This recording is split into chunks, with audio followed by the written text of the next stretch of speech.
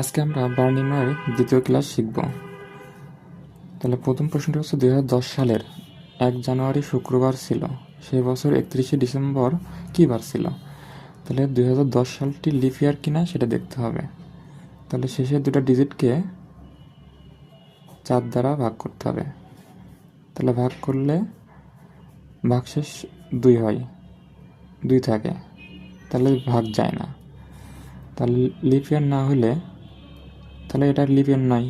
তাহলে লিপ ইয়ার না হলে বছরের শুরুর দিন যে বার হবে সেই দিনও সেই বারই হবে, সুতরাং উত্তরটি হবে শুক্রবার, ঘ। দ্বিতীয় প্রশ্ন, 2016 সালের 1 জানুয়ারি শনিবার ছিল, কিন্তু 31শে ডিসেম্বর কী বার ছিল? 2016 সালটি লিপ ইয়ার কিনা সেটা আমরা দেখি। 16কে 4 দ্বারা ভাগ করতে হবে, 4 দ্বারা ভাগ করলে 4 4 16, সুতরাং বছরটি লিপ ইয়ার।